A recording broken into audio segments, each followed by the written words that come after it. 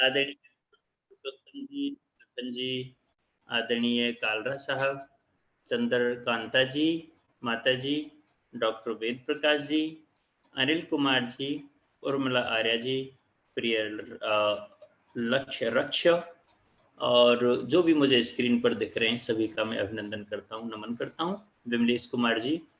सो देखिए कल हमने जो बात की थी, अब कल की बात से आज की बात को हम सीधे ही एक दृष्टि से नहीं, पृथक-पृथक विषय हैं। आज की बात में बौद्धिक कम होगा और वेदना अधिक हो सकती है।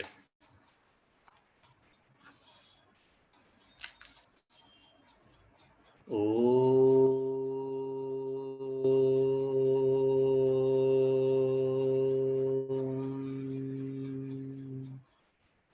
समानीव आकुतिः समाना हृदयानि वः समानमस्तु वो मनो यथा वः सुसहासति। ओम शांति शांति शांतिः। सम्मानित आर्यभद्र पुरुषों, भाई लखन जी ने कहा कि एक कोई विषय दो, और उस दिन मैं यात्रा में था, कुछ विचारों के बोझ से बोझिल था, तो ये वाला टाइटल, ये वाला शीर्षक, ये वाला व्याख्यान का विषय मेरे हृदय से निकल आया कि आप संस्था की व्यथा पर चर्चा सुने। इसका ये कतई अभिप्राय नहीं है कि मैं किसी भी प्रकार की कोई भी संस्था से व्यथित हूं, प्रथम तो आप ये जान लें। लेकिन विभिन्न संस्थाओं में जो व्यथा व्याप्त है उसका मैं थोड़ा सा आज विश्लेषण करूंगा, और अकारण ही, या हम जिसको कह सकते हैं अकारण, क्या सब चीज तो सकारण भी होती है, लेकिन अनायास ही, नॉट अकारण, अनायास ही बहुत सारे दोष हमारे इस आर्य समाज में भी, हमारी संस्था में भी थोड़े से आने लगे हैं। तो क्योंकि लाइव है, इसलिए इसमें हम अपने समाज का एक वो रूप आपके सामने रखना चाहेंगे जो रचनात्मक हो सकता है, जिसकी एक पहल हो सकती है। वैसे मेरा मन ये था कि आज लखन जी इसको लाइव ना करें तो अच्छा है, तो मैं अपने विचारों को संतुलित रखूंगा। हाँ, संतुलित रखिए, कोई दिक्कत नहीं है।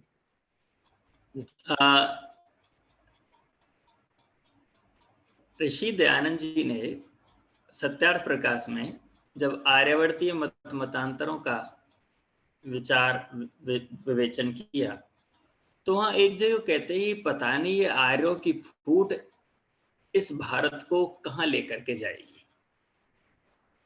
आर्यों की फूट, और किस प्रकरण में कहा, एक जगह 7वें समोल्लास में भी, 6 में भी कहा कि जहां पर चक्रवर्ती सम्राट युधिष्ठिर से उन्होंने आरंभ किया और पृथ्वीराज चौहान तक वो ले आए। मोहम्मद गौरी के बाद उनकी कलम रुक कर कहती है कि बाकी इतिहास के अन्य ग्रंथों में आप जान सकेंगे। तो जब ऋषि ने उसका विश्लेषण किया था, तब उनका ये पीड़ा यहां भी निकल के आई, और ऐसी ही पीड़ा आर्यवर्तीय मतांतरों की समीक्षा में भी निकल के आई। जो ऋषि दयानंद जी के हृदय में 1883 तक की पीड़ा थी कि भारतीय लोग अपने समृद्ध परंपरा को, संस्कृति को जिम्मेदारी के साथ संजोकर नहीं रख पा रहे हैं, और बाहर की ताकतों के प्रभाव में आकर वो अपने संगठन को नष्ट कर रहे हैं।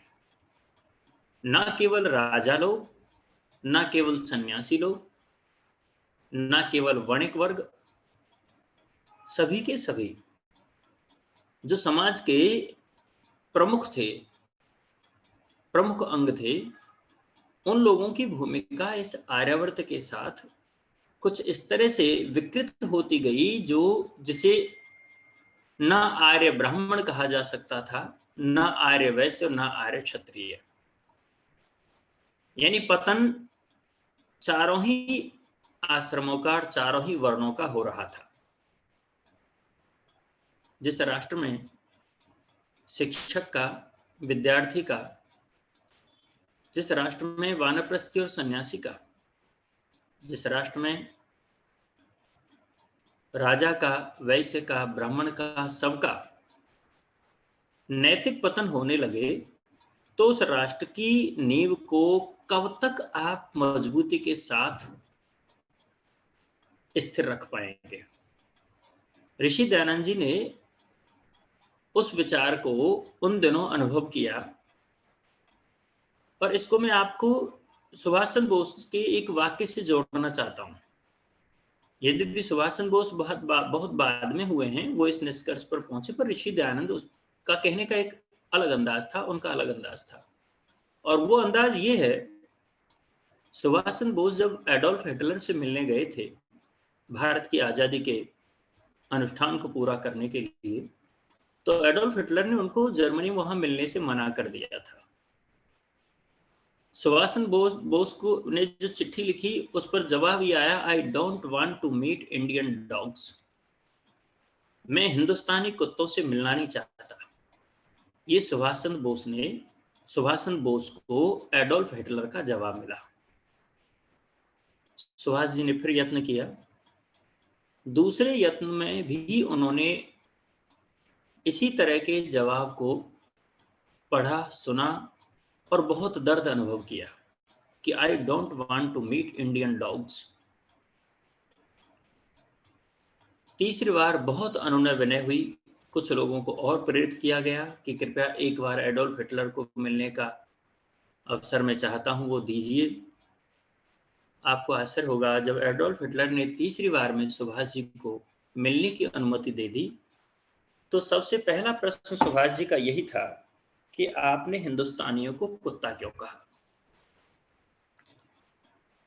तो एडोल्फ हिटलर कहते हैं, 5000 मील की दूरी पर मुट्ठी भर अंग्रेजों के द्वारा करोड़ों भारतीयों पर एक स्त्री यहां बैठी हुई शासन करती है, तो ये भारतीय कुत्ते नहीं है तो क्या है? इंग्लैंड में बैठी हुई विक्टोरिया मुट्ठी भर अंग्रेजों के द्वारा हम करोड़ों भारतीयों पर जो शासन कर रहे थे, उसको लेकर एक गहरी पीड़ा, गहरी संवेदना एडोल्फ हिटलर ने सुभाष चंद्र बोस के सामने रखी। सुभाष चंद्र बोस को इस बात को सुनकर रियलाइज भी हुआ, उस हकीकत से अवगत हुए। वो स्वयं इस पीड़ा को भारत में रहते हुए अनुभव करते थे। तो सुभाष चंद्र बोस ने इस बात को नकारात्मक तो लेना नहीं था, उन्हें मालूम था ये एडोल्फ हिटलर सही बोल रहे हैं।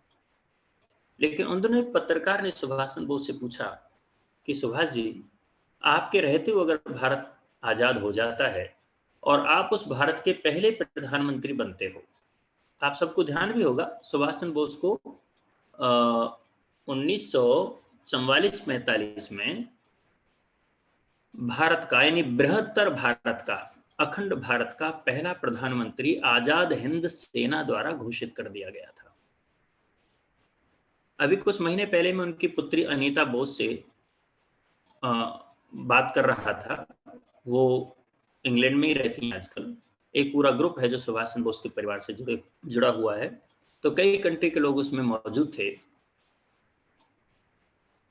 तो आपको आश्चर्य होगा कि वो अनीता जो है, उसने इन बातों को, पूरे ग्रुप ने इस बात को कहा। सरदार पटेल का एक फाउंडेशन बना हुआ यूरोप में, उन्होंने ये कहा था कि भारत के पहले घोषित प्रधानमंत्री जो थे वो सुभाष चंद्र बोस थे। तो उन दिनों जब एडोल्फ हिटलर से मिल रहे थे, द्वितीय विश्व युद्ध के भूमिका बन रही थी उससे पहले, तो एडोल्फ हिटलर का ये जवाब सुनकर सुभाष चंद्र बोस हतप्रभ तो थे ही, उन्हीं दिनों एक पत्रकार ने उनसे पूछ लिया कि सुभाष जी, अगर आप स्वतंत्र भारत के प्रधानमंत्री बने तो क्या करोगे? तो जिस व्यक्ति को हाल ही में यह सुनने को मिला हो कि I don't want to Indian dogs, वो आदमी एक पत्रकार को क्या जवाब देगा? उन्होंने पत्रकार को जवाब दिया और बोले कि अगर मैं स्वतंत्र भारत का पहला प्रधानमंत्री बना तो 10 वर्ष तक इन भारतीयों को कोड़े मार मार कर राष्ट्रीयता सिखाऊंगा। ये सुभाष चंद्र बोस की पीड़ा थी। हम भारत के लोगों में राष्ट्रीयता का जो भाव है वो इतना नीचे गिर गया है, उसका मापदंड, कि वर्षों से, सैकड़ों वर्ष से, कई सौ वर्ष से जो चाहे लोभ लालच देकर हमारे गुप्तचर खरीद सकता था, मुखबिरी कर सकता था, धोखा दे सकता था। हम पराये लोगों से हाथ मिलाते और अपने ही भाइयों को दगा दे सकते थे। ये जो एक नैतिक पतन आर्यों का हुआ, इस भारतीय शासकों का हुआ, वो केवल सुभाष जी के समय ही नहीं हुआ, केवल अंग्रेजों के समय ही नहीं हुआ, वो मीर जाफर के समय भी हुआ, मुगल शाह आलम के समय हुआ, सिराजुद्दौला के समय हुआ,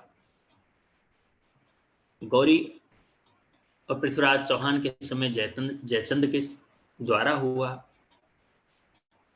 तो ये जो एक फूट है, ये कोई नई चीज तो है नहीं, लेकिन ऋषि दयानंद कहते हैं इस फूट ने इस भारत का, इस आर्यावर्त का बहुत बहुत इसकी हानि की है। ऋषि दयानंद चाहते थे आर्यावर्ती ये सारे राजा एकजुट हों, आपस के वैर भाव को छोड़ दें। जिस समय राजस्थान का विलय हो रहा था और सरदार पटेल एकीकरण में लगे हुए थे, तब यहाँ 22 रियासतें ऐसी थी जिनको एक होना था। लेकिन आपको आश्चर्य होगा, जिन्ना की जिद होने के बावजूद कि एक मुस्लिम कंट्री बनना है, इसके उपरांत भी जोधपुर के एक हनुमंत सिंह राजा थे। हनुमंत सिंह राजा पाकिस्तान में मिलना चाहते थे, लेकिन हनुमंत सिंह जी ने अपने रिश्तेदार सज्जन सिंह जी को, सज्जन सिंह जी ने दूसरे उनके सज्जन सिंह जी तो बहुत पहले थे, तत्कालीन जो राजा थे उदयपुर के, मेवाड़ के, उनसे कहा कि हम लोग पाकिस्तान में मिल जाते हैं क्योंकि बंदरगाह नजदीक होगा, हमारे कुछ समुद्री व्यापार होते हैं, बहुत सारी चीजें उन्होंने उसमें रखी। तो उदयपुर के महाराणे ने कहा कि देखिए हम हिंदू हैं, मुस्लिम और हिंदू के नाम पर ये विभाजन हुआ है, ऐसे में हमारा पाकिस्तान जाना ठीक नहीं है। उन्होंने जो कन्वेंस किया उसका गहरा प्रभाव जोधपुर के नरेश पर पड़ा और उन्होंने पाकिस्तान में विलय का अपना मन बदल दिया। मैं इस उदाहरण से ये कहना चाहता हूं कि जब इतना कत्लेआम हो रहा है, हिंदू मुस्लिम के नाम पर अलग अलग देश बन रहे थे, तब तक भी लोगों के चित्त में ये फूट के बीज गए नहीं थे। एक बड़ा नरेश जिसकी प्रजा विरोध कर रही है कि नहीं हम पाकिस्तान में मिलना नहीं चाहते, और नरेश लोभ में, लालच में, वैमनस्य में एक अपनी निष्ठा दूसरे देश को दिखा रहा है। हैदराबाद का निजाम वो निजाम है, वो मुगल है, वो बगावत का तेवर दिखा सकता है, लेकिन अगर एक हिंदू सम्राट अपने भारतीय परिवार को छोड़कर पाकिस्तान से मिलना चाहे तो इससे यही कहा जाएगा कि जो सैकड़ों वर्ष से हमारी फूट थी, वो फूट आजादी तक भी खत्म कहां हुई। आजादी तक ऐसे उदाहरण मिले, स्वतंत्रता संग्राम में भी ऐसे अनेक उदाहरण मिलते हैं। चंद्रशेखर आजाद, जब गोली उन पर चली अंग्रेजों की, तो उसमें मुखबिरी करने वाले हमारे ही लोग थे, भारत के लोग थे, विदेशी नहीं थे। अनेकों संदर्भ ऐसे आते हैं क्रांतिकारियों के जहां पर ये फूट हमारी दिखाई देती है। महाभारत काल में जो कुछ हुआ वो लंबा समय हो गया, हम अभी के 300-400 वर्ष के परिदृश्य पर एक चर्चा कर रहे हैं। मैंने आपको कल बताया था कि जीसस क्राइस्ट को 2000 साल नहीं हुए हैं, कुछ 100 वर्ष हुए हैं, लेकिन उन्होंने प्लान किया और प्लान करके ईसाइयत को इतने सारे देशों में उन्होंने फैला दिया। वो झूठ के आधार पर था, छल के आधार पर था, कत्लेआम था, बहुत कपट किए उन्होंने।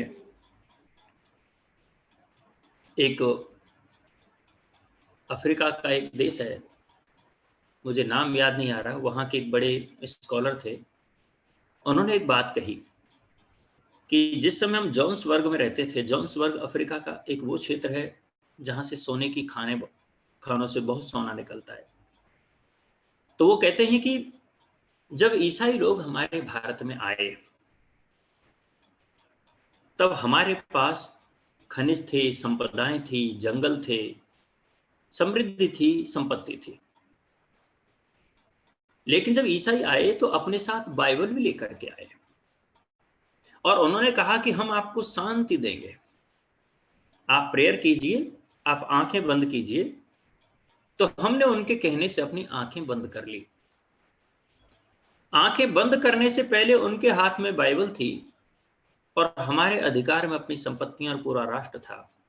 वो कहते हैं कि जब हमने आंखें खोली तो आंखें खुलने के बाद हमारे हाथ में बाइबल थी और हमारे देश की सारी समृद्धि उनके हाथ में थी। ये उन्होंने एक व्यंग किया। वो कहते हैं कि सैकड़ों वर्ष तक इन्होंने जो छल किया, कपट किया, अपने जीसस क्राइस्ट को सबसे बड़ा देवता बनाकर, पूरी धरती का भगवान बनाकर प्रस्तुत किया। इस बीच में हमारे सारे खनिज, सारे हमारे सोर्सेज जो थे नेचुरल, वो सब अंग्रेजों और जर्मन्स के हाथ में, यूरोपियंस के हाथ में चले गए और हम लोग कंगाल हो गए। हमारे हाथ में केवल बाइबल थी। हम भारतीय, हम आर्य लोग ये नहीं कहते कि हम किसी के साथ छल करेंगे, हम किसी की संपत्ति भी नहीं हड़पना चाहते, हम किसी के हृदय में बसे हुए किसी इष्ट को इस भाव के साथ नहीं निकालना चाहते कि उसका बुरा हो जाए। हम इस भाव के साथ अवश्य निकालना चाहते हैं कि वो गलत मार्ग पर ना चले। तो हम ना किसी का बुरा करते हैं, ना बुरा सोचते हैं। फिर भी हमने ऐसी नीतियां क्यों नहीं बनाई हैं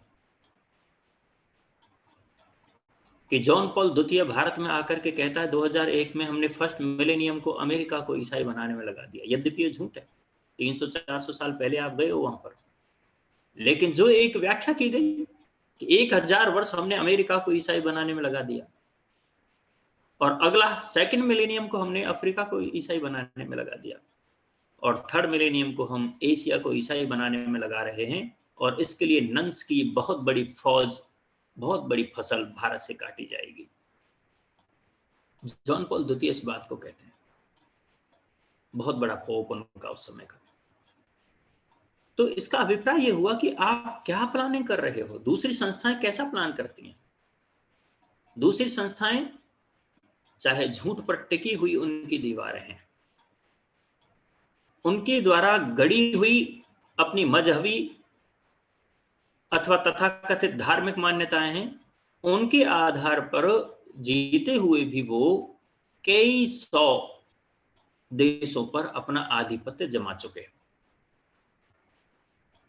इस्लाम ने अपनी शैली से काम किया और आज भी कर रहा है।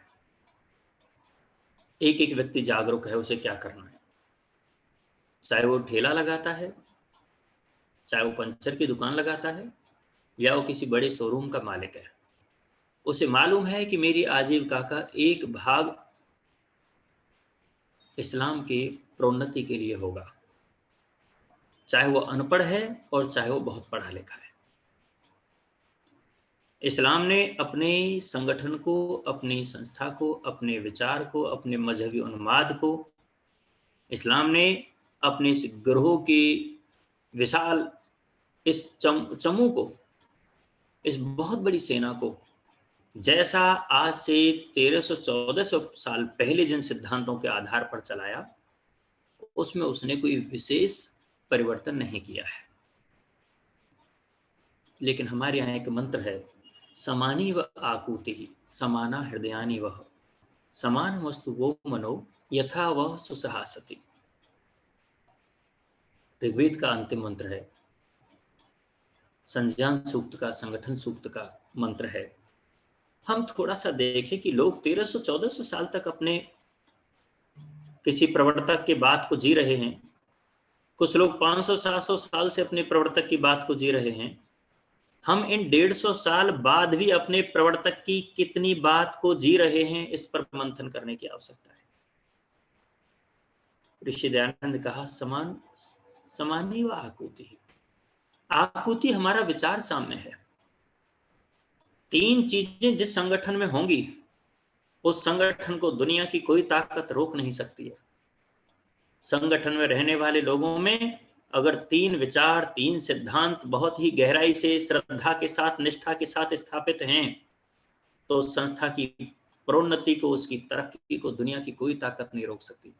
ऋषि ने कहा, समानी व आकुति। 3 चीजें क्या हैं? विचार साम्य, हृदय साम्य और मनः साम्य।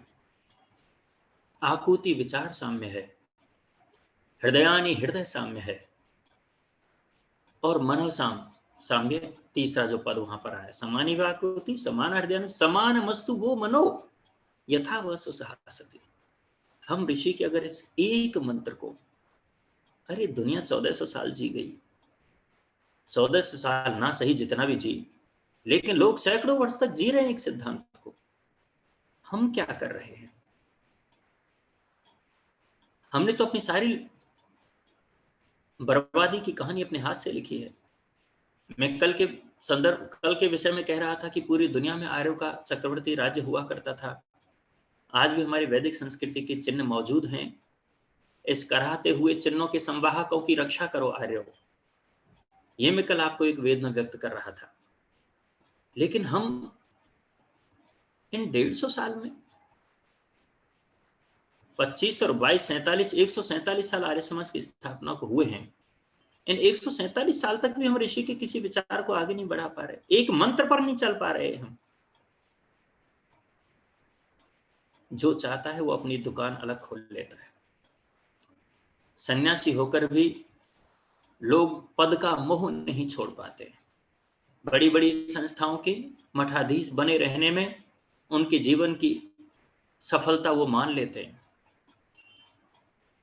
बड़े बड़े ब्रह्मचारी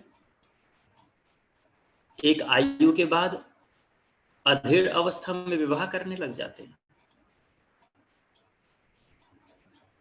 बड़े बड़े मठ और आश्रमों के मालिक केवल ये सोचकर कि मैं जहां से चंदा ला रहा हूं दूसरी संस्था ना चली जाए, वहां दूसरे लोग ना चले जाएं, इसलिए परस्पर की आलोचनाएं करते हैं, निंदा करते हैं एक दूसरे की। कौन सा समाज बना रहे हैं हम? हम ईसाइयों की बराबरी नहीं कर सकते, हम इस्लामिक लोगों की बराबरी नहीं कर सकते। मेरा निवेदन है, एक मंत्र तो एक बार आर्यों के हृदय में आने लगे। और जो ऋषि दयानंद जी ने कहा, देखिए आपको मैं पहले भी कह रहा था, मैं किसी संस्था से व्यक्ति से व्यथित नहीं हूं। मैंने ना किसी पद के लिए कभी चुनाव लड़ा है और ना लड़ने की मुझे आवश्यकता लगती है, ना मुझे अनुकूलता दिखाई देती है, ना मुझे फुर्सत है। कई संस्थाएं आगे से कहती रहती हैं, आप हमारी संस्था को संभालो साहब, आप हमारी को संभाल लो। अरे क्या संभाल लो? इन पत्थरों में है क्या? इन भवनों का अपना एक लाभ होता है, लेकिन भवनों में मीटिंगें किस मुद्दों पर होती हैं? क्या करते हैं हम लोग यहाँ पर? हम अपनी उम्र को, अपनी एनर्जी को इन पत्थरों में नहीं, पाषाण पूजक नहीं है हम।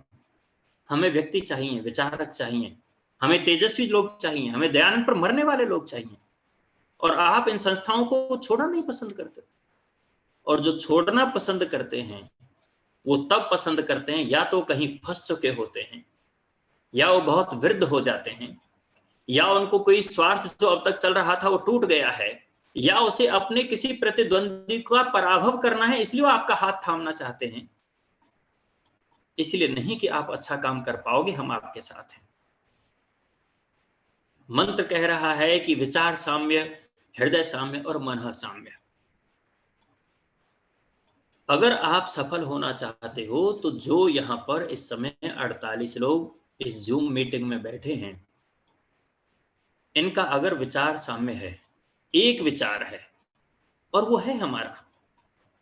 हम सभी लोग चाहते हैं, जितने 48 लोग यहाँ पर बैठे हैं, हम इस जगती छंद की भांति इस अवस्था को, इसके आह्लाद को हम अनुभव कर सकते हैं कि हम सभी लोग मिलकर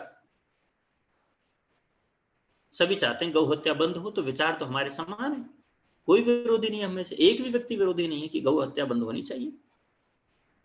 एक भी व्यक्ति विरोधी नहीं है जो ये ना कहता हो कि वेद का प्रचार नहीं हो, वेदों की ओर लौटो, वेद को पढ़ो, वेद का प्रचार करो। सब चाहते हैं।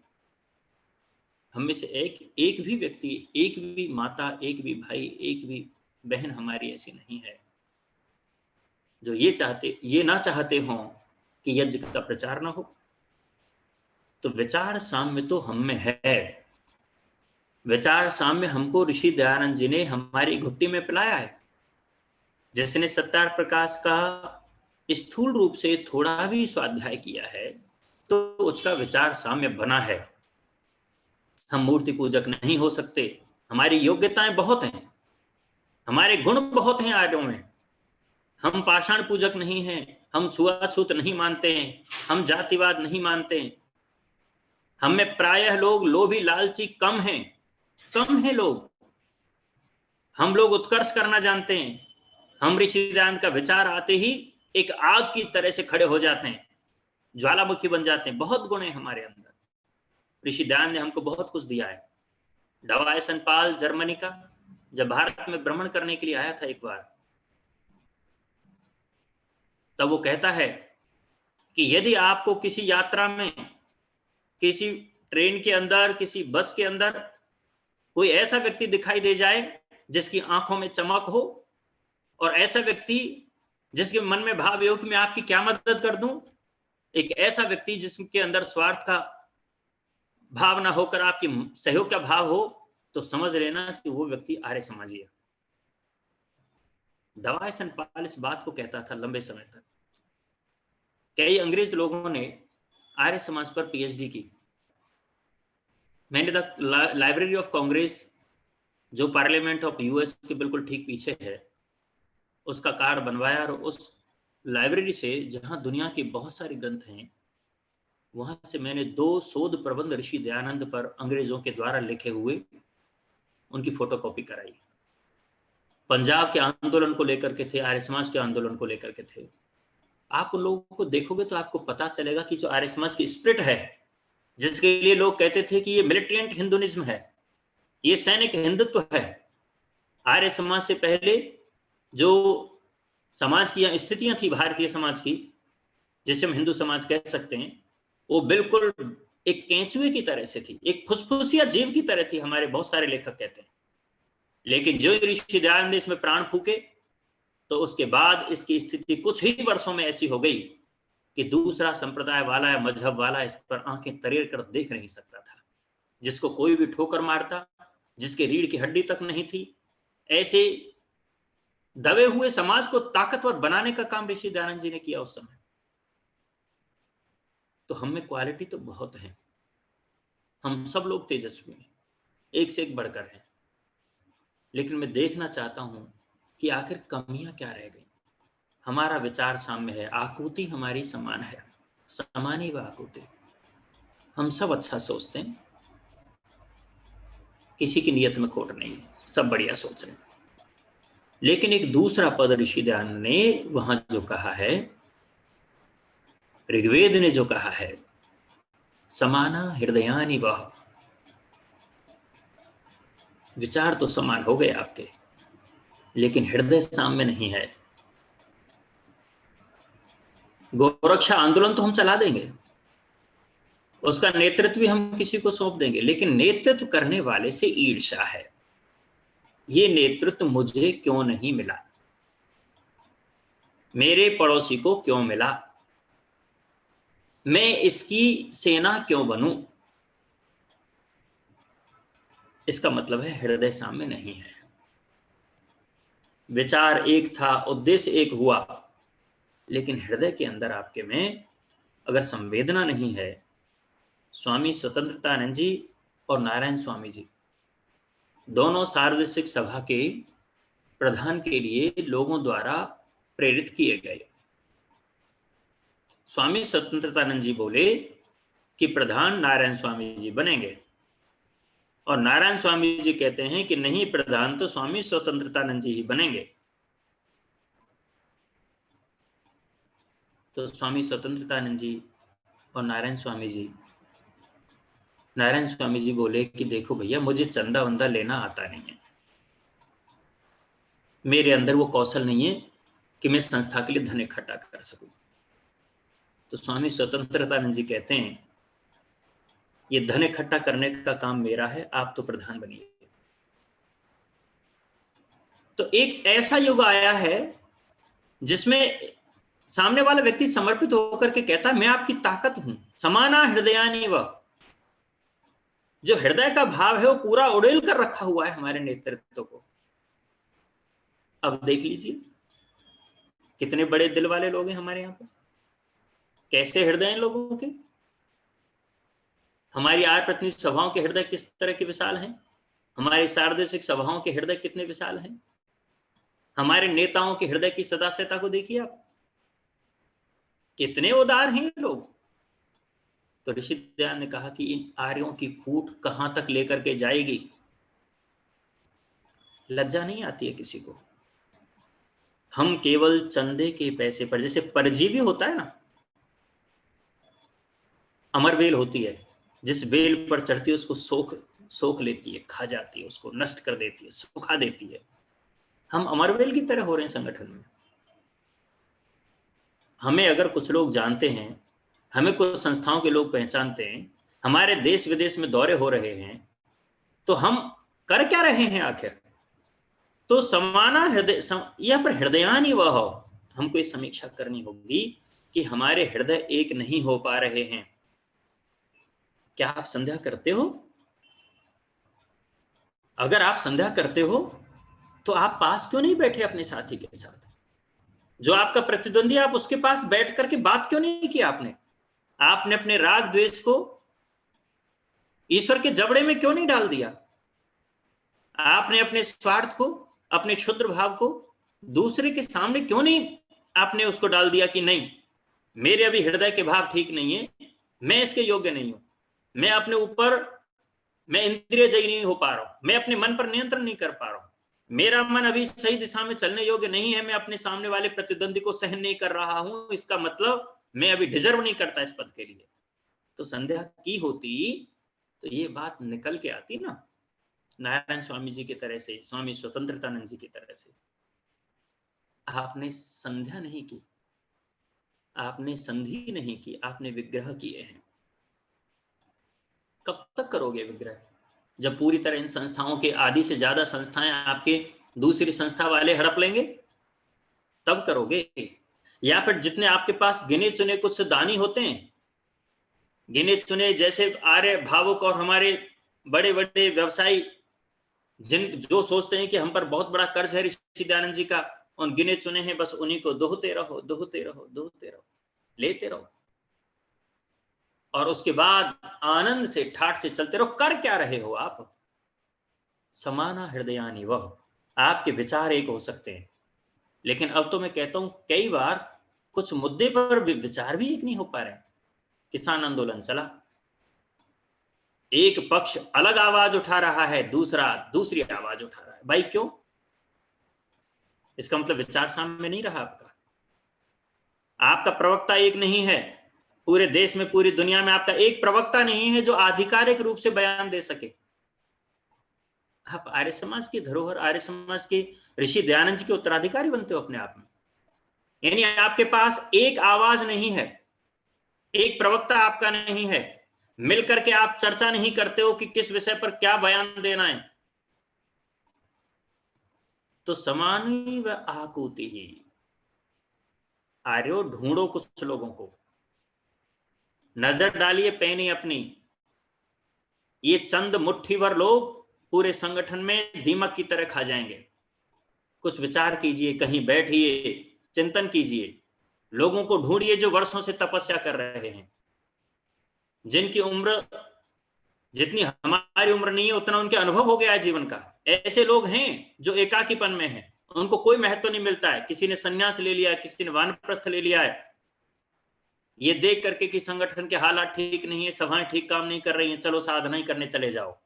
ढूंढिए कहीं अपने आसपास ऐसे संतों को जो ऋषि दयानंद को जीते हो, उनको आगे लाइए। आप तो पूरे भारत का मंच बना करके इस कार्यक्रम को आरंभ कर चुके हैं लखन जी।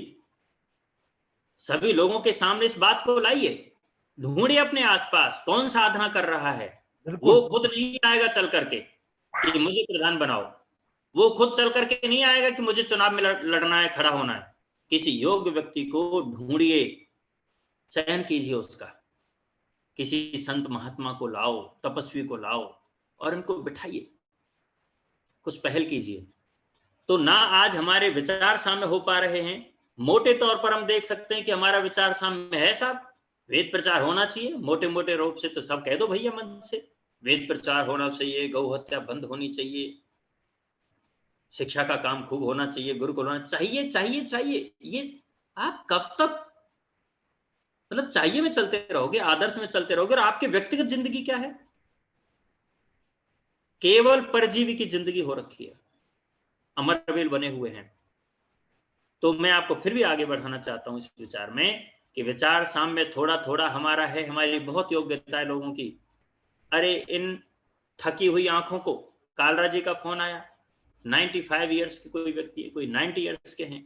अरे इन थकी हुई आंखों में कोई आशा की कहीं से तो रोशनी लाओ, जिन्होंने जिंदगी भर त्याग किया है, दान दिया है, तपस्या की है, आर्य समाज बनाई है, अपना जीवन पूरा लुटाया है, धन दिया है, गुरुकुलों को दिया है, सब जगह दिया है। अरे इनकी इन धुंधली हुई इनकी रोशनी में कोई रोशनी तो पैदा करो कि हमने जिंदगी में यूं ही बेकार में नहीं दिया आर्य समाज के लिए, हमारा धन व्यर्थ नहीं गया है, हमारे बनाए हुए ये हॉल, ये मकान, ये भवन, ये बेकार नहीं जाने वाले हैं। इनमें कोई आएगा और ऋषि का काम करेगा। 200 वर्ष ऋषि दयानंद जी के जन्म को होने वाले हैं, 150 वर्ष अभी गांधी जी के जन्म को हुए। 158th बर्थ एनिवर्सरी भारत सरकार ने घोषित की और लगभग 2 वर्ष तक उसके प्रोग्राम्स चले।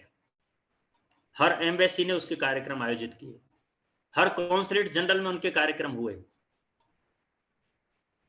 अरे आप सभी आर्य समाज से जुड़े हुए हैं, यदि आप ऋषि दयानंद जी के साथ में गांधी जी को खड़ा करते हो तो आप खुद अंदाजा लगा सकते हो कि क्या ऋषि दयानंद और क्या गांधी जी। लेकिन हमारी हैसियत क्या है? स्वामी श्रद्धानंद जी के पास में खड़ा कर दीजिए, निस्तेज हो जाएंगे। लेकिन हम कर क्या रहे हैं? श्याम जी कृष्ण वर्मा के साथ खड़ा कीजिए किसी बड़े से बड़े अन्य संगठन के व्यक्ति को, आपको मालूम हो जाएगा कि क्या तपस्या की उन लोगों ने। आप भवानी दयाल सन्यासी का दक्षिण अफ्रीका का वो काम देखिए, आप स्वामी शंकरानंद जी का दक्षिण अफ्रीका का काम देखिए, भाई परमानंद का काम युगांडा का देखिए, मॉरिशस का देखिए, आपके फिजी का देखिए, त्रिनिदाद का देखिए, पंडित गुरुदत्त विद्यार्थी का काम देखिए। अरे हमारे एक एक महान चरित्रों में से आप किसी को लाइए तो सही साथ में। एक व्यक्ति संदिग्ध अवस्था में मुगल सराय में मर जाता है, आप उसके नाम से आगरा का एयरपोर्ट का नाम रख सकते हो, आप मुगल सराय रेलवे स्टेशन का नाम रख सकते हो, आप अलग अलग योजनाएं चला सकते हो। आपने कभी स्वामी श्रद्धानंद जी को, महर्षि दयानंद सरस्वती को, पंडित लेखराम को, श्याम जी कृष्ण वर्मा को, भाई परमानंद को, इन सबको भारत सरकार के बजट के द्वारा देश विदेश में प्रख्यात करने की योजनाओं के लिए कोई प्रस्ताव दिए हैं? बहुत बड़ी बात, बहुत बड़ी बात, बहुत बड़ी बात, चिट्ठियां भेजी है कभी भारत सरकार को? बहुत बड़ी बात। जब 150th birth anniversary Gandhi ji की मन रही थी, मुझे जहां तक ध्यान है लगभग 1,500 करोड़ रुपए उस पर खर्च हुआ 2 साल में। 550वीं गुरु पर्व गुरु नानक देव जी पर हमने अलग अलग देशों में भारत सरकार के आदेश पर कार्यक्रम किए, अच्छी बात है, गांधी जी का अपना महत्व है विदेशी संदर्भ में। हमने दीनदयाल उपाध्याय जी के साहित्य को अलग अलग एम्बेसियों में बड़े बड़े बंडल किताबों के हमने देखे हैं। हमने देखा है कि गुरु नानक देव जी पर सत्संग के लिए पूरी पूरी टोलियों को हमने एम्बेसीज में, काउंसलेट्स में बुलाया है और भारत सरकार ने उसका पैसा दिया है। 550वीं जब गुरु पर्व मन रहा था, लगभग 500 करोड़ का बजट भेजा है। हम क्या कर रहे हैं? हमारा तो प्रधानमंत्री के पास अगर प्रपोजल जाता है तो पहले एक संस्था का प्रपोजल जाता है, 2-4 दिन बाद कोई व्यक्ति बोलता है उन्होंने प्रपोजल भेजा, तो दूसरी संस्था का जाता है और प्रधानमंत्री दोनों प्रपोजल को हाथ में रख करके हमारे आर्य समाज के नेताओं को कहते हैं कि आपकी पहले ये बताओ संस्था कौन सी है। हमने मजाक कर रखा है अपने आप का। तो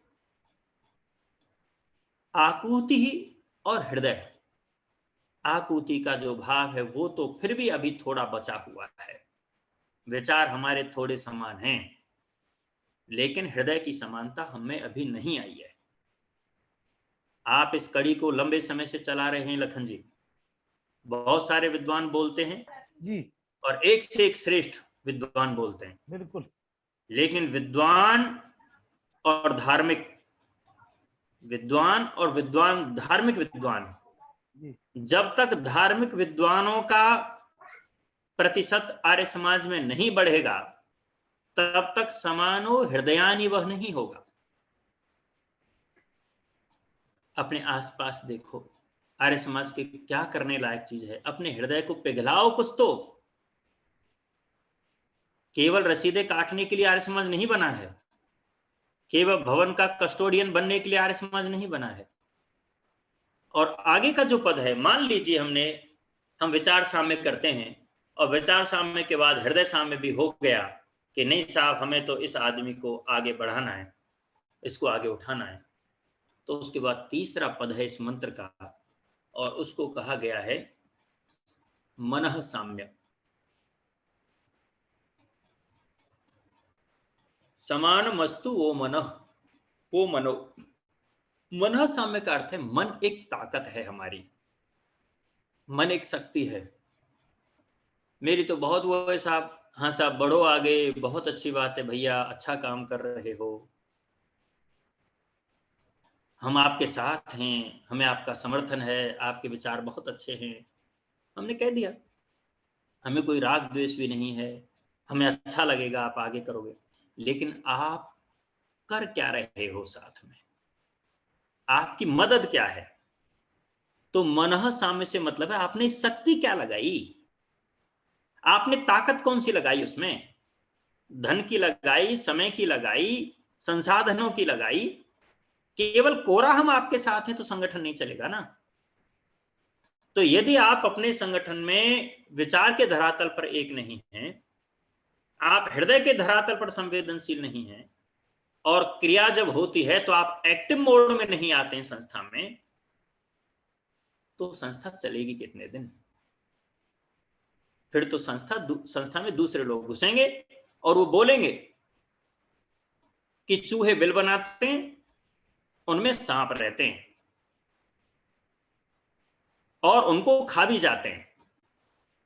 यानी बिल बनाया चूहे ने, बिल में रह रहा है सांप, और जो बिल में चूहा रह रहा था उसको खा भी गया।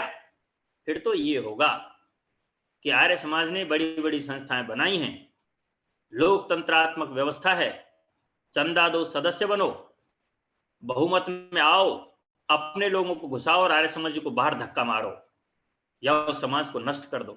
फिर तो यही होगा ना, दोष किसका है? हम बिल बनाते चले गए।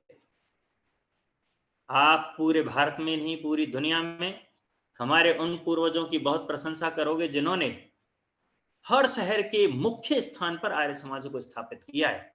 पौष इलाके में प्रमुख स्थानों पर तपस्या उन लोगों की थी। मैं कितने लोगों को जानता हूं, किसी को पेंशन मिली, पेंशन का सारा पैसा लेकर निकल गए साहब ईसाई मिशनरियों के क्षेत्र में, वहां लालटेन लेकर के झोंपड़ियों के पास या किसी पेड़ के नीचे बच्चों को पढ़ाने लग रहे हैं, छोटा सा स्कूल खोल रहे हैं, पूरा जीवन खपा रहे हैं। ये संस्था यूं ही नहीं बनी है। संस्थागत ढांचे के अपने लाभ हैं, लोगों के पास सरलता से इतना संसाधन मिल नहीं सकता। हमारे पास डीएवी की संस्थाएं, गुरुकुलों की संस्थाएं, आश्रमों की संस्थाएं, आर्य समाज के भवन, हमारे पास इतनी सारी दुकानों के किराए भाड़े, पता नहीं क्या क्या, लेकिन व्यवस्थित कुछ नहीं है। एक जगह एक आदमी अपने 25-30 साल की पारी खेल लेता है, उसने एक जगह स्वयंभू की तरह संस्था पर रहा, संस्था को अच्छे से चलाया। ऐसा नहीं है कि चलाया नहीं, किसी विवाद को नहीं होने दिया, स्वयं डिक्टेटर बना रहा, अकेला लगा रहा, बहुत सारी दुकानें बना ली, स्कूल बना दिए, लेकिन 30 साल के बाद जब वो व्यक्ति दुर्बल पड़ता है, तब ऐसे लोग उसके पीछे से आ जाते हैं कि वो फिर कुछ नहीं कर पाता, उसके बिल बने रह जाते हैं, उसमें सांप घुस जाते हैं। कोई व्यवस्था क्यों नहीं बन रही है हमारी? मैं आपको एक सूचना आज के संदर्भ में इसीलिए देना चाहूंगा कि जब मुझे लगता है कि काम नहीं करना या मेरे पास दूसरे काम है, तो अपने घर में बैठ मस्त रहता हूं, ठीक है, जहां मुझे लगता है। और जब लगता है कि नहीं, यहां तो बहुत काम करने की जरूरत है, तो निकल पड़ते हैं अकेले। किसी के ना चंदे की जरूरत है ना कुछ है, अपने बल से, अपनी ताकत से कुछ मित्र मिलेंगे, साथ चलेंगे, कारवां बढ़ता जाता है। लेकिन अभी आपको आश्चर्य होगा कि हमारा एक भारत में ऐसा संगठन चला है जिसे लेखराज कृपलानी ने शुरू किया था, आप समझ गए होंगे, ईश्वरीय विश्वविद्यालय। वाह भाई वाह, एडमिशन भी ईश्वरों के होंगे क्या? तो एक संस्था चली, मैं उस संस्था का नाम एक दूसरे संदर्भ में ले रहा हूं। बेचारे भटके लोग हैं, किसी दिन आप राह दिखाओगे तो हो सकता है रास्ते पर आ जाए, और राह नहीं दिखाओगे, केवल क्रिटिसाइज करते रहेंगे, तो ठीक है, वो जनसंख्या को भी आपकी को कम करेंगे, क्योंकि लड़कियां सारी उनके सेंटरों में बैठ गई हैं। 50,000 से ज्यादा सेंटर हैं, 2-2 लड़कियां बैठी हैं, 1-1.5 लाख लड़कियां इधर उधर संगठनों में काम कर रही हैं, शादी करती नहीं, बच्चे पैदा करती नहीं। हिंदू समाज में इधर भी बच्चे नहीं हो रहे और उधर कुकर्म सारे कर रहे हैं। मैं आपको बताना चाहता हूं, वाशिंगटन डीसी में मैं गया 10 जनवरी 2018 को, दिल्ली से निकला, 12 को पहुंचा, और कुछ दिन बाद ही मैंने गूगल पर सर्च किया कि भाई आर्य समाज है क्या कोई वाशिंगटन डीसी में, तो गूगल पर नहीं आया। अपने एम्बेसी के साथियों से पूछा कि कोई आर्य समाज है क्या? कैपिटल ऑफ यूएस है भाई, यूएस कैपिटल में अगर आर्य समाज नहीं है, तो इसका मतलब उस समय तो 143 साल 44 साल हुए आर्य समाज की स्थापना को, तो इसका मतलब हमारा संगठन सब जगह पहुंचा कहां है? अभी एक प्रमुख राष्ट्र है, उसमें हमारा अगर आर्य समाज कैपिटल में नहीं है, तो इसका मतलब हमारे इस तंत्र की कमी तो होगी। तो मुझे पता चला उसमें लखन जी की आर्य समाज नहीं है, कष्ट हुआ। लेकिन जैसे अभी दया माता जी जी भजन सुना रही थी, ऐसे ही अपने भजनोपदेशक भजन सुनाते हैं कि उस नगरी की शोभा फीकी है जिस नगरी में आर्य समाज नहीं। वह नारी है निंदा के युग सदा, जिस नारी के नैनों में लाज नहीं। तो जी अब भले ही मुझे भेजा तो सरकार ने था, लेकिन मैं अपने हृदय में छिपे दयानंद को कब तक छिपा कर रखूं?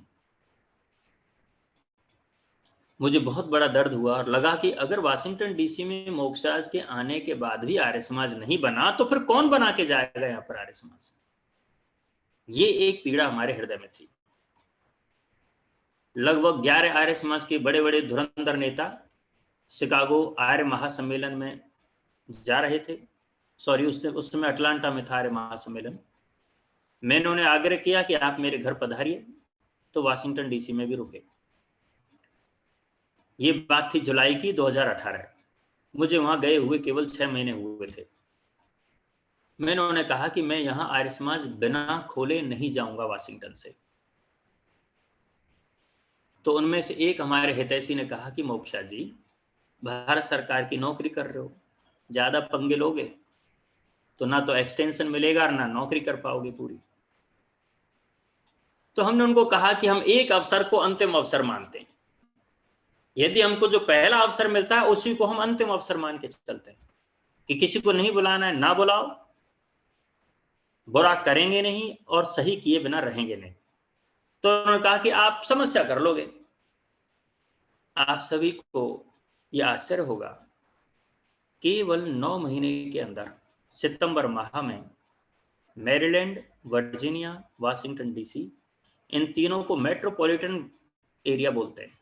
इस मेट्रोपॉलिटन एरिया में ये ढूंढा कि कौन लोग आर्य समाजी हैं, कौन कौन लोग आर्य समाजी हैं, कौन हवन करता है, कौन नहीं करता है। और खोज खबर करने के बाद 1-2 महीने में मेरे पास एक डाटा आ गया कि ये लोग थोड़े से सक्रिय हैं। पहले कई सौ लोग थे, अब ये कुछ लोग रह गए हैं। पहले कई जगह हवन होते थे, इन्होंने पहले एक हिंदू मंदिर को चंदा दे दिया बहुत सारा। हिंदू मंदिर वालों ने कह दिया कि कोई बात नहीं, एक अपनी यज्ञशाला इधर भी बना लेना। और अब वो लोग जब जाते हैं तो कहते हैं अरे भाई उन आर्य समाजियों के लिए थोड़ा सा वो हवन वाले आएंगे, एक बार उनके लिए हॉल खोल देना। यानी आपने लगभग $1 लाख का चंदा दे दिया किसी संस्था को, और 35 साल बाद आपके पास ये रिजल्ट आता है कि यार वो आएंगे, जरा उनको कमरा खोल देना। वो बोलते हैं साहब वो तो चंदा ही नहीं देते।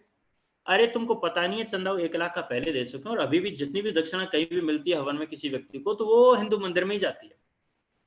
सारी चीजों का विश्लेषण किया और फिर अंत तो गत्वा रिस्क लेकर अपने आवास पर वाशिंगटन डीसी में, जो मेरा जॉर्ज टाउन एरिया में घर था, वहां पर चुने हुए 25 लोगों को अपने घर पर बुलाया। ओम की पताका उनके हाथ में थमाई, वेद की पुस्तक उनके हाथ में दी, हवन कुंड उनके हाथ में दिया, और अपने घर पर बैठकर 25 लोगों की कार्यकारिणी गठित की। आर्य समाज की स्थापना अपने घर में की। और इस आर्य समाज की स्थापना करने के मतलब आप ये देखो, अपने घर में आर्य समाज की स्थापना करने के बाद उसके बाद उन लोगों को नियमित रूप से साप्ताहिक सत्संग, चाहे कोरोना आ गया, कुछ भी आ गया, आज आप सबकी शुभकामनाओं से, आशीर्वाद से वाशिंगटन डीसी मेट्रोपॉलिटन एरिया में आर्य समाज स्थापित हो चुका है। तो अब बहुत बड़ा काम किया है, बहुत बड़ा काम। विदेशी धरती है, हम पर बहुत सारे नियम लगते हैं। हम डिप्लोमेट के कारण हमारी अपनी एक परिधि होती है, लेकिन उसमें रहते हुए संस्था का रजिस्ट्रेशन कराना, संस्था को नॉन प्रॉफिट ऑर्गेनाइजेशन के रूप में 1.5 साल पहले फाइल भरवा के आया था, और वो अभी 2 सप्ताह पहले नॉन प्रॉफिट वाला हमको टैक्स फ्री वाला भी एग्जेम्पशन कार्ड मिल गया उसका। और अभी मेरा शायद मई में वापस में अमेरिका जा रहा हूं, यदि वीजा टाइम से हो गया 1-1.5 महीने के लिए जाऊंगा, और उसके भवन का शिलान्यास करके आने वाला हूं। लगातार उनका हवन सत्संग के कार्यक्रम चल रहे हैं, बहुत अच्छी टीम वहां पर बनी है। मैं केवल आपको ये कहना चाहता हूं, एक एक आदमी में बहुत ताकत है। मुझसे बेहतर लोग हैं हमारे संगठन में, मुझसे ज्यादा विद्वान लोग हैं, हमसे ज्यादा पैसे वाले लोग हैं, हमसे ज्यादा हुनर वाले लोग हैं, हमसे ज्यादा संपर्क वाले लोग हैं। हम तो वो लोग हैं, छोटा सा परिवार है, नौकरी जाना है, परिवार चलाना है अपना। ठीक है, एक अपॉर्चुनिटी मिल गई, विदेश जाने का अवसर मिल गया, उसको अपने ढंग से हमने यूटिलाइज किया। लेकिन ये संस्थाएं क्या कर रही हैं, ये नेता लोग क्या कर रहे हैं? क्या ये 200 वर्ष का एक प्लान नहीं बना सकते कि 200 कंट्रीज के अंदर आर्य समाज होंगे? अगर आप 200 देशों में आर्य समाज की शाखाएं नहीं खोल सकते, संस्थाएं नहीं खोल सकते, तो आप सार्वदेशिक सभा के नेता होने के लायक हो क्या? यदि आप अपने किसी भी प्रांत के पदाधिकारी हो, आर्य प्रतिनिधि सभा के कोई पदाधिकारी हो, और आप अपने उस स्टेट के अंदर 200 की गिनती नहीं बढ़ा सकते या 200 की गिनती पूरी नहीं कर सकते, अरे कुछ तो मॉडल, कुछ तो लक्ष्य ले लो अपने साथ। तो मेरा यहां पर कहने का जो अभिप्राय है आप सभी को, मैं केवल इतना कहना चाहता हूं, अपने आसपास कुछ अच्छे लीडर ढूंढिए। तो जहां पर ब्रह्मा कुमारी पहुंच सकती है Washington DC, art of living पहुंच सकती है वाशिंगटन डीसी, ईसा फाउंडेशन पहुंच सकता है वाशिंगटन डीसी, स्वामीनारायण पहुंच सकता है, बेब्स पहुंच सकता है, चिन्मया मिशन पहुंच सकता है, लेकिन आर्य समाज नहीं पहुंच सकता। जिसकी जरूरत सारी दुनिया को सबसे ज्यादा है, आर्य समाज इसलिए नहीं पहुंचना चाहिए कि मैं आर्य समाजी हूं, बल्कि आर्य समाज इसलिए पहुंचना चाहिए कि जो लोग तड़प रहे हैं आपके बिना, जिन लोगों को सही ज्ञान नहीं मिल रहा है, सही नॉलेज नहीं मिल रही है, बहुत बड़ी बात, जो लोग भ्रमित हो रहे हैं, उनको कौन बचाएगा? ये जिम्मेदारी किसकी है नैतिक रूप से? मत बनाइए आप भवन, लेकिन निकलना पड़ेगा आपको। आपके पास जो ज्ञान है वो केवल चार दीवारी में बोलने के लिए नहीं है। मैं जिन लोगों के साथ रहा हूं, चीन तक के लोगों ने मेरे साथ, वर्ल्ड बैंक में रहने वाली 2 योग की स्टूडेंट आती थी एम्बेसी में, मांसाहारी थी। अरे जो लोग झींगर नहीं छोड़ते, छिपकली नहीं छोड़ते, सांप नहीं छोड़ते, वो लोग अगर आपके योग कराने से, ध्यान कराने के बाद अगर मांसाहार छोड़ देते हैं, वीगन और शाकाहारी हो जाते हैं, तो इसका मतलब है आपकी जरूरत है इस पूरी दुनिया को। मैं अकेला तो पूरी दुनिया में नहीं जाऊंगा, मेरे और जो साथी हैं, कोई भी है, वो भी पूरी दुनिया में नहीं जाएंगे। लेकिन आर्य समाज के पास क्या कमी है लोगों की? क्यों हम ऐसी योजना नहीं बनाते हैं कि 200 युवाओं को तैयार करें, 400 युवाओं को तैयार करें, और हर देश में वो अपने प्रोफेशन के साथ दुनिया में जाएं। अपने प्रोफेशन, जो आईटी फील्ड का आईटी फील्ड से जाए, बैंकिंग वाला बैंकिंग से जाए, योग सिखाने वाला योग के माध्यम से जाए, किसी को कोई बिजनेस करना है तो बिजनेस के माध्यम से जाए, लेकिन यहां पर ट्रेनिंग ले आर्य समाज में। पहले 1 साल की अच्छी ट्रेनिंग ऐसे लोगों को मिले और ये संस्था उसका प्रबंध करें। नहीं करेंगी तो कोई बात नहीं, मैं तो अपने स्तर पर फिर करने वाला हूं कुछ समय बाद। तो आप ये देखो कि अगर हम ऋषि दयानंद जी का काम इन कराती हुई मानवता तक नहीं पहुंचाएंगे, तो क्या ये केवल किताबों में लिखने के लिए आर्य समाज है? तो मेरा आपसे सभी से, मुझे लगता है समय, हाँ समय हो गया, सॉरी। तो मेरा आप सभी से बस यही प्रार्थना है कि सारा अंधेरा वो ऋषि पी गया, हम उजालों से डर गए। बड़े शौक से सुन रहा था जमाना, हम ही सो गए दास्तां कहते कहते। अरे इन वृद्धों के, इन ये माताओं को मैं देखता हूं, इतने प्यारे प्यारे भजन गा रही हैं, इनके आंखों में सपने नहीं है क्या कि आर्य समाज का प्रचार होना चाहिए? थोड़ा सा अपने साथ न्याय करो आर्यो, अपने धर्म के अंश को बचा करके रखो, मत ज्यादा उलझिए और मत इतना सुस्त हो जाइए कि लखन जी के पीछे लगे हुए ऋषि दयानंद शर्माने लगे। ऐसा नहीं होना चाहिए। इस विचार की ताकत को मरने मत दो, हृदयों के मिलन को और अच्छा गहरा करो, घनिष्ठ करो, और मन की ताकत को, अपनी एनर्जी को, तन को, मन को, धन को, साधनों को, आपका जितना सामर्थ्य है। किसने कहा है कि अति दान करो बलि की भांति? कोई बलि बनने की आवश्यकता नहीं है, लेकिन कुछ तो करो। आप अगर कुछ करेंगे तो आपसे बहुत कुछ होने वाला है। वो ताकत आपके पास है, ऋषि दयानंद जी की वो वसीयत आपके पास है। आज के इस संदर्भ में केवल मैं इतना ही कहूंगा। आप लोगों ने मुझे सुना, बहुत बहुत धन्यवाद, बहुत बहुत आभार। और सम्माननीय डॉक्टर मोक्षराज जी की जो पीड़ा है, निश्चित रूप से ये हम सभी आर्यों को आज आत्मचिंतन करने की आवश्यकता है कि जिस महर्षि दयानंद सरस्वती ने 17 बार जहर पी करके अपने प्राणों की आहुति दे करके इस आर्य समाज रूपी संगठन को खड़ा किया, हम आज उसके लिए क्या कर रहे हैं।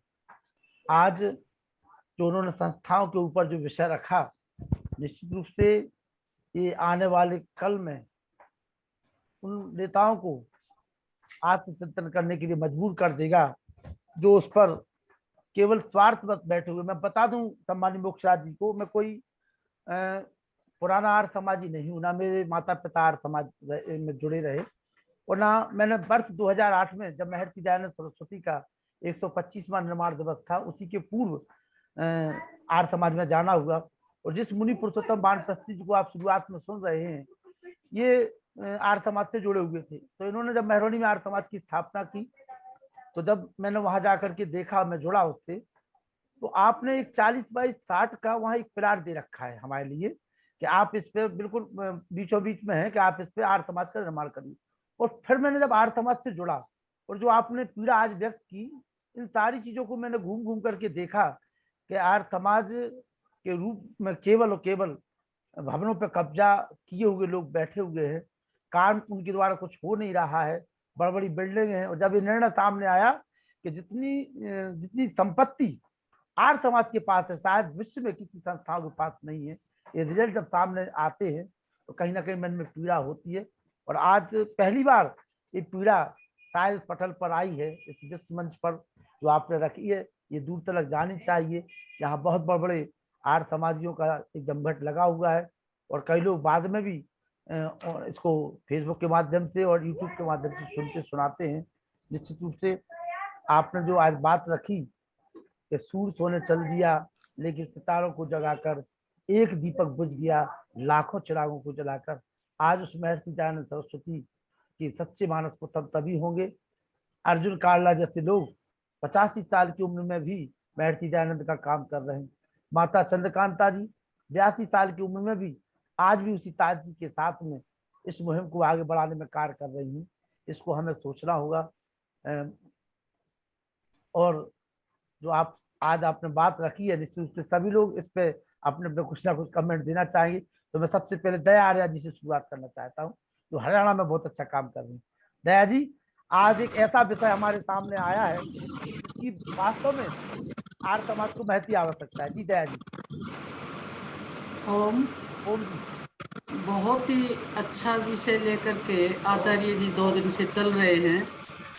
और वास्तव में मैं तो रोहतक के गढ़ में रहती हूँ। आर्य प्रतिनिधि सभा का जब भी चुनाव होता है जी या अन्य संस्थाओं में चुनाव होते हैं, जी जगह जगह कब्जे हैं। जैसे इंद्रप्रस्थ का है, अभी पीछे रावलपिंडी से उठ करके जो आया था यमुनानगर में शादीपुर, जहाँ उपदेशक तैयार होते थे, वो कब्जे में ग्रस्त है। तो ऐसे दर्द तो हमें बहुत होता, बड़ी पीड़ा होती है। हम तो एक छोटे मोटे श्री दयानंद के सिपाही हैं और कई कई कार्यक्रम ऐसे सामान्य जनता में चलते रहते हैं।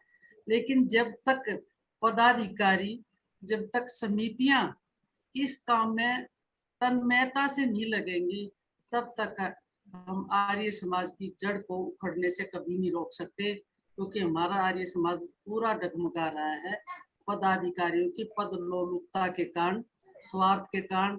हम गुरुकुल खानपुर को देखे, कितने लोगों ने वहां पर जमीनें दान दी। गुरुकुल भैंसवाड़ है नजदीक में ही, ऐसे कितने गुरुकुल हैं जहाँ लोगों ने, स्वामी ओमानंद की तपस्या कितनी थी। गुरुकुल झज्जर में कितने सन्यासी वहां से निकले। हम बचपन में छोटे छोटे देखते थे, क्योंकि डॉक्टर धर्मपाल देसवाल मेरे भाई जो वेदों के प्रकांड पंडित थे, अभी 18 मार्च को हमारे बीच में नहीं रहे। तो हमने लोगों की तड़फ पहले की देखी, दानी महानुभावों को भी देखा। लेकिन आज आपाधापी को देख करके डर लग रहा है कि इस आर्य समाज का क्या होगा। आचार्य जी बहुत डॉक्टर वेद प्रकाश बहुत शर्मा, दर्द भरी बातें आप बता रहे हैं। आप सभी को मेरा पुनः आशीर्वाद। डॉक्टर वेद प्रकाश शर्मा जी, जिनकी माताजी ने और जिनके पिताजी ने आर्य समाज के लिए बहुत कार्य किया है, आइए। डॉक्टर मोक्षराज जी का आज जो वेदना थी बहुत ही प्रेरणादायक रही।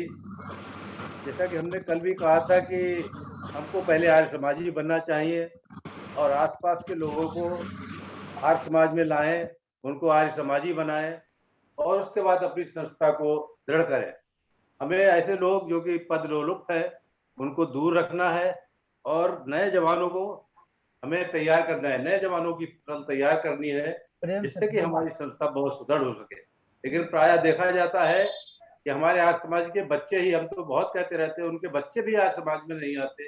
ये सबसे बड़ी बात है। इसीलिए हमको कहना पड़ा कि पहले हम आर्य समाजी बने, पहले अपने परिवार को आर्य समाजी बनाए, तब जाकर के हम अपनी संस्था को आगे बढ़ा सकते हैं।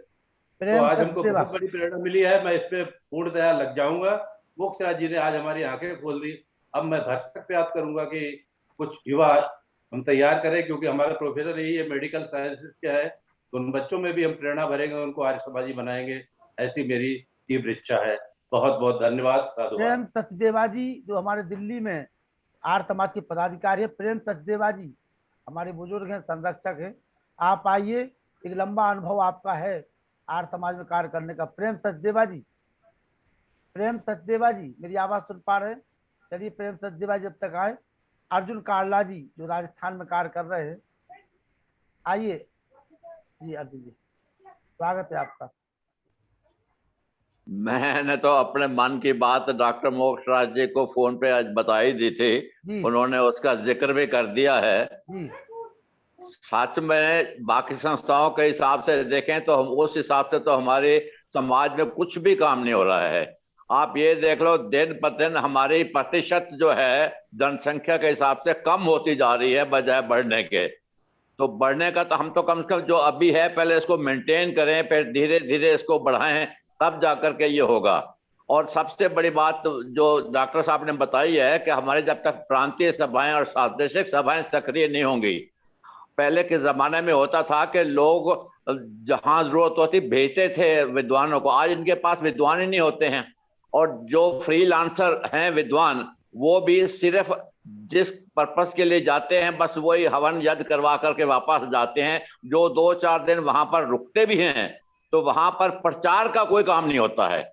बस वो पंडाल में जितने लोग आ गए, वो जो वेद मंत्र की व्याख्या कर दी, बस इससे छुट्टी और कुछ नहीं होता है। यही जो है ना सबसे बड़ी बात। जब तक विद्वान लोग जो हैं, मैं हालांकि वक्ता नहीं हूं, मैं इतना पढ़ा लिखा भी नहीं हूं, मैं तो एक वर्कर हूं। मुझे एक छोटी सी बात याद आती है, अगर 2 मिनट का टाइम दो। कि मैं 1954 में बॉम्बे में था। उस वक्त तैन सिंह नोरखे जिन्हें एवरेस्ट फतेह की थी, उसका सम्मान हुआ था चौपाटी पर। तो वहां पर उसको जब बोलने के लिए कहा गया, उसने ये कहा, जी जब मुझे मालूम होता कि मेरे को बोलना पड़ेगा तो मैं पहाड़ चढ़ने से पहले बोलने की प्रैक्टिस करता। मतलब है, सच पूछो, मैं प्रवचन, मेरे को अगर कोई बोला जाए कि मैं कुछ नहीं बोल सकता हूँ, अपने विचार तो सिर्फ बता सकता हूँ, काम भी कर सकते हैं। हमें मार्गदर्शक चाहिए, भाई आपको ऐसे करना है।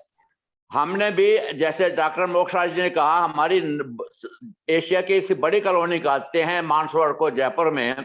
मुझे याद है जब मैं रिटायर होकर के यहाँ पर आया तो यहाँ कोई आर्य समाज नहीं थी।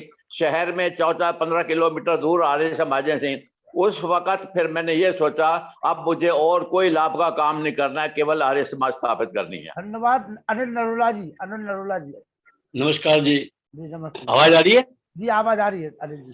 और आदरणीय मोक्षराज जी, पुरुषोत्तम जी, अर्जुन काला जी, लखन राज जी, आज इनका उद्बोधन डॉक्टर मोक्षराज का सुना, वाकई हृदय को छू गया। बहुत ही उत्कृष्ट भाषण था, बहुत ही गतिशीलता से भरा हुआ, और अपना एकदम जैसे मन के अंदर एक बड़ी व्यथा और वेदना और अग्नि भरी पड़ी है आज की वैदिक सभ्यता का आभास देखते हुए कि वैदिक सभ्यता का विकास नहीं हो पा रहा है, उसके लिए कितना आतुर है डॉक्टर मोक्षराज जी। ये सुन के बहुत ही अच्छा लगा। मेरा तो मन कर रहा था कि अगर युवा लोग तैयार ना हो तो हमारे जैसे आदमी अपने को ऑफर कर दे कि हम तैयार हैं इस काम के लिए, सेवा का मौका मिले तो हम भी कुछ ना कुछ कर धन्यवाद सकते। अनिल जी, धन्यवाद। आप तैयार रहें। आप में से जितने लोग जुड़े थे, और प्रत्येक व्यक्ति महत्वपूर्ण है। One who man you have, that is the very important person in world. जो व्यक्ति आपके पास है वो आपके लिए सबसे महत्वपूर्ण व्यक्ति होता है। तो नरोला जी ने जो उत्साह दिखाया है, आपका स्वागत है। आप लोगों के बिना नए लोग बनेंगे भी नहीं। कोई नीति बनाइए, मैं आपके साथ रहूंगा। कहीं एक कैंप रखिए। और कालरा जी जयपुर रहते हैं, मैं भी आजकल 4 दिन जयपुर ही रहता हूँ। और अभी 700-800 लोगों का कार्यक्रम रोड पर। धन्यवाद साहब, धन्यवाद आपको, बहुत धन्यवाद। सुरेश गौतम जी अमेरिका से हैं, आप भी 1 मिनट अपनी बात रखें। सुरेश गौतम जी। नमस्कार जी, मैं इनकी बात सुन रहा था। माफ कीजिए, मैं जो है सुबह का टाइम बहुत व्यस्त होता है, मैं अब जो है नहीं, जो पूरी बात नहीं सुन पाया, लेकिन जो बात इनकी कही, इन्होंने कहा कि विदेशों में क्या है, विदेशों में हम क्यों नहीं प्रचार कर सकते हैं, इसकी रीजनिंग बताई, अच्छी बात है। लेकिन बस यही है, मैं तो यही कहूँगा, प्रैक्टिकल बात वो यही है कि हम सिर्फ बोलते हैं, करनी और कथनी में बहुत फर्क है। हमारे समाज में जिस प्रकार से बात करते हैं ना कि भाई हमें ये ऋषि जी ने ये कहा, ऋषि जी ने वो कहा है, और आर्य समाजें खुल रही हैं और उसमें सब लोग अपने पॉलिटिक्स उसमें होता है, मीन्स अपने पद के लिए लोग जो हैं आपस में पॉलिटिक्स चल जाता है ना। आर्य समाजों में मैंने देखी ये चीजें।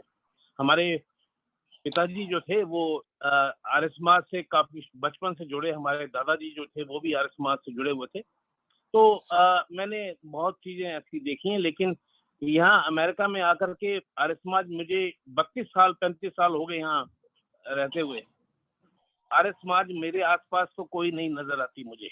किस जगह रहते हमारे फादर जब आए तो उन्होंने कहा, बेटा देखो, अगर आर्य समाज का मतलब ये नहीं है कि आर्य समाज कोई मंदिर होना चाहिए, जैसे वो तो वही बात होगी, मंदिर तो बहुत है यहाँ पर, लेकिन आर्य समाज जो है यहाँ से मीलों मील दूर है मेरे यहाँ से।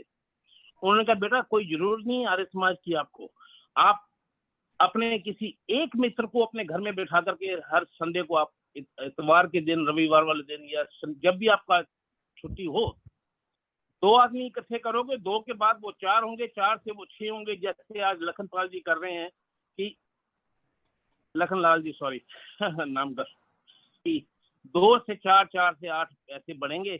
आप अपने घर में, आपके पीछे जगह बहुत है पीछे, वहां आप हवन कुंड बनाओ, अपना डेली हवन, संडे के संडे हवन किया करो। तो प्रेरणा मिली, लेकिन मैंने कई दफा करने की कोशिश की कुछ लोगों को, लेकिन वही बात है कि जो है लाइफ इतनी व्यस्त है, इतनी बिजी है कि लोगों के पास इस चीज का समय नहीं है। लेकिन वो लोग रामनवमी में या और जगहों में, मंदिरों में जाकर के जो है उनके पास घंटियां बजाने का टाइम है, सब चीजों का है। तो मैंने अब उस चीज को छोड़ा नहीं है, उस चीज को कि मैं अपनी तरफ से प्रयत्न फिर भी करता हूँ कि मैं वो करूँ कुछ। लाइफ स्टाइल ऐसा है, जो प्रैक्टिकल बात बताई आपको मैंने, कोई इसमें झूठ नहीं बोला। गौतम जी बहुत बहुत आभार जी, बहुत बहुत आभार। हमारे बीच में 2 युवा साथी हैं, एक हमारे कृष्णकांत दुबे जी और एक भरत जी। भरत जी, हाँ जी, हेलो जी, अपना परिचय दीजिए, कहाँ थे आप भरत जी? भरत जी बोलिए। तो हाँ, आवाज आप बोलिए भरत जी, वीडियो खोल लीजिए अपना। आवाज आ रहा है? हाँ, आवाज आ रहा है। हाँ, वीडियो बंद है आपका। हाँ जी, हाँ जी, मैं खोल रहा हूँ। खोल लीजिए, खोलिए। कहाँ से हैं आप भरत जी? तो हम लोग हैं, मतलब मेरी माता जी भोपाल में रहती हैं, हम लोग आगरा से हैं जी। हाँ, तो मेरा प्रश्न एक थोड़ा सा विषय से थोड़ा सा हटकर है जी। हमारे वेद वगैरह में इतनी सारी इतनी अच्छी अच्छी बातें हैं, हमारे कैरेक्टर को बढ़ाने में लेकर के, हमारी पूरी अंदर से चेतना को जगाने में लेकर के, है ना? जी। अभी मेरा प्रश्न थोड़ा सा हटके ये है कि इतना हम लोग अपने आचरण को, अपने व्यवहार को इतना बढ़ाए हुए हैं, इतनी अच्छी साइंस है, वैदिक साइंस, आयुर्वेद हो गया, बाकी और शास्त्र हो गए, तो फिर हम लोगों के ऊपर अंग्रेजों ने आज से 300 साल पहले हमारे ऊपर किस तरीके से किया वो, तो फिर वो हमें क्यों कर पाए? मेरा प्रश्न ये है कि हम लोग हमारी इतनी अच्छी एजुकेशन थी उस समय पे। हाँ, सब कुछ अच्छा होने के बाद भी हम कहाँ, मतलब कमी रह गई कि हम गुलाम बन गए। जी भरत, और कल राम अवतार ने भी इस तरह का प्रश्न किया था। आज भरत ने ऐसा प्रश्न किया है। राम अवतार जुड़े हुए, हमारे राम अवतार भी जुड़े हुए आज जी।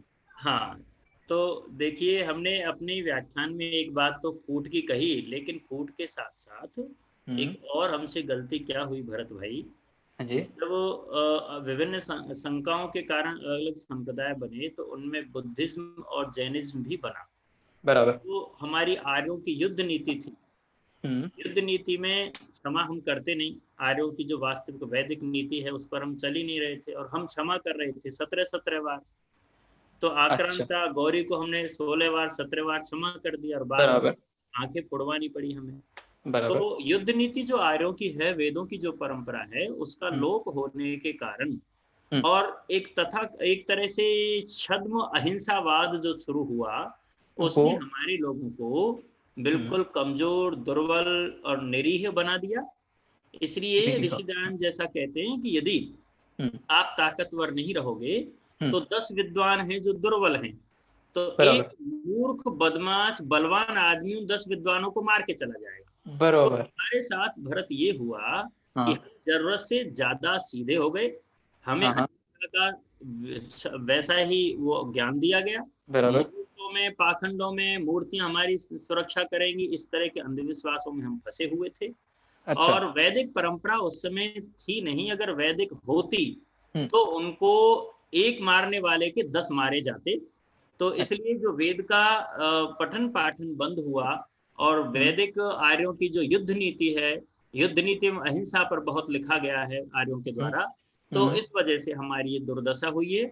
हम पुनः करवट बदलेंगे, फिर आगे बढ़ेंगे। तो थोड़ा सा इससे आगे बढ़ के ये प्रश्न, इससे थोड़ा सा आगे बढ़ के प्रश्न था जी, क्या मैं पूछ सकता हूँ? जी, पूछ लीजिए। तो प्रश्न इससे आगे बढ़कर यह है कि अंग्रेजों के आने से पहले हमारे देश में काफी गुरुकुल थे, और अलग अलग समय पे ऐसे पढ़ाई होता था। ऐसा नहीं है कि जैसे आज की जो एजुकेशन है बिल्कुल अलग थी उससे। कभी जैसे व्यक्तियों को शिक्षकों जिस तरीके से अपने बच्चों को पढ़ाते थे वैसे ही पढ़ाया जाता था समय के अनुसार। ऐसा नहीं था कि भाई टाइम बाउंडेड मैनर में पढ़ाया जा रहा है। तो गुरुकुल तब भी थे, तो ऐसा था कि गुरुकुलों में वो शिक्षा नहीं थी, युद्ध नीति नहीं पढ़ाई जा रही थी। तो क्या इसकी वजह से हम लोग पीछे रहे क्या? हाँ, देखिए आचार्य चाणक्य ने जो यत्न किया था उस समय, और शस्त्र उठाने के लिए प्रत्येक व्यक्ति इसमें सक्षम होने लगा था। यत्र ब्रह्मो च क्षत्रम च, अच्छा। वेद का मंत्र कहता है कि ब्राह्मणत्व और छात्रत्व दोनों का साथ रहना बहुत जरूरी है। तो यदि अपने उस समय गुरुकुल थे भी, 1850 के लगभग के आंकड़े हैं कि 20-20 हजार विद्यार्थियों के भी गुरुकुल यहाँ थे। बराबर बराबर। बहुत थे, लेकिन राजा जो था, राजा का नियंत्रण, राजा तो लालची हो रहा है, राजा फूट में गया है, तो राजा के अधीन सारी चीजें होती हैं। जब राजा ही बिक रहा है, राजा आप न्याय नहीं कर पा रहा है अपने राष्ट्र के साथ, तो गुरुकुल वाले भी कितना स्ट्रगल कर रहे हैं। सही बात, समझा। धन्यवाद भरत जी, बहुत बहुत धन्यवाद। चलिए, कृष्णकांत द्विवेदी हमारे एडवोकेट हैं, बहुत अच्छे आध्यात्मिक से जुड़े हुए हैं। कृष्णकांत द्विवेदी, आइए जी। नमस्ते, सभी को नमस्ते। पहले तो जो है डॉक्टर मोक्षराज जी को जो है मेरा प्रणाम। आपको सुनकर जो है, मैं जब सुन रहा था आपके लिए, तो मेरा रोम रोम जो है उल्लास से भरा हुआ। वाह वाह। आपकी जो भाव प्रेरणा थी, और जो आपको सुनकर जो हमारे अंदर एक पैरेलल जो भाव आ रहे थे, उसी को व्यक्त करना चाहूंगा। स्वागत है, स्वागत है। कि जब हम अपने नाम के पीछे आर्य लिखते हैं, तो आर्य होने का मतलब है कि जो ऊपरी प्रभाव, जो ऊपर से जो प्रवाह है, जो परमात्मीय प्रवाह है, वो हमारे मन और विचार पर पड़े, ताकि हमारे अंदर वो शुद्ध आर्यता आए, जो पूरी समग्रता से पोर पोर तक जो है उस एहसास को जी पाए, और इसी दयानंद की प्रेरणा को जो है अपने जीवन से अभिव्यक्त कर पाए। जब हम प्रेरित होंगे, अंदर से उल्लास और उमंग से भरे हुए होंगे, निश्चित रूप से हमारे द्वारा कार्य होगा। मैं करीब 2014 से मुनि पुरुषोत्तम द्विवेदी को, मैं पुरुषोत्तम आर्य जी को जो है मैं जानता हूँ, और श्रीमान जो हमारे लखन आर्य जी हैं, वो तो मेरे शिक्षक रहे हैं। 10वीं कक्षा में उन्होंने मुझे मैथ्स पढ़ाई है। तो इस जोड़ी ने जो है मेहरोनी क्षेत्र में जो कार्य किया है, वो बाकी प्रेरणादायी, और इतना बेहतरीन जो है इनका समन्वय, और जो प्रेरणा से ये कार्य करते हैं। मैं चूंकि वहां अब तो नहीं रहता हूं, लेकिन मुझे जो है सूचनाएं मिलती रहती हैं। आप लोग वाकई जो है जिस प्रेरणा से आप कार्य कर रहे हैं, ऐसे ही और लोग जो है अगर कार्य करें, और सही जो शुद्ध आर्यपन है वो यही है कि हम अपने विचार, मन और आत्मीय जो ऊर्जा है उसमें एक साम्य ला पाए, और उसको जो है अपनी उल्लास और उत्साह का जो है आधार बना के उतारें। आप लोगों को सुन के आज बड़ा अच्छा लगा। और हमें कृष्णकांत, आज हमें तुम्हें सुनकर के बहुत अच्छा लगा। हमें गर्व है कि तुम हमारे शिष्य हो, और आज आपने जो मोक्षराज जी को सुनकर के जो अपने भाव व्यक्त किए कि आप उनको मतलब गदगद हो गए, तो निश्चित रूप से हमें लग रहा है कि हम जिस युवाओं को आर्य संस्कृति और वैदिक संस्कृति से जोड़ना चाहते हैं, मोक्षराज जी का जो संकल्प है, जो अच्छे लोग हैं, जो निस्वार्थी लोग हैं, जो कुछ करना चाहते हैं या जिन्होंने कुछ किया हुआ है, ऐसे लोगों को आगे लाइए। और उन्हीं में से हमारे एक मुनि पुरुषोत्तम जी भी है, माता चंद्रकांता आर्या जी, जो हमारी शिक्षिका बहन आराधना सिंह जी की रोल मॉडल है। आइए डॉक्टर मोक्षराज जी, आदरणीय डॉक्टर मोक्षराज जी, मोक्षराज जी, अनिल लखनलाल जी और मुनि पुरुषोत्तम जी, सभी वक्ता जो अभी अभी अपने अनुभव बता गए हैं, उन सभी को मेरा सादर प्रणाम। आज का उद्बोधन विलक्षण था, अद्भुत था और विस्मरणीय। हम उसको भूल नहीं सकते, भूलने योग्य नहीं था। क्रियात्मक रूप से करने के लिए उन्होंने हमें झकझोरा, और वास्तव में मेरा विचार तो ये है कि अब भवन बहुत बन चुके, अब भवनों की आवश्यकता नहीं है। हम जो इतने भी बड़े बड़े वार्षिक उत्सव करते हैं, यज्ञ आदि करते हैं, हमें खुले मैदान में करने चाहिए, ताकि आम जनता जो भवनों के अंदर नहीं आती, तो हमारे उन उत्सवों में आकर चलते चलते कोई शब्द तो उनके कानों में पड़ेंगे जो उनके जीवन को सार्थक बनाएंगे।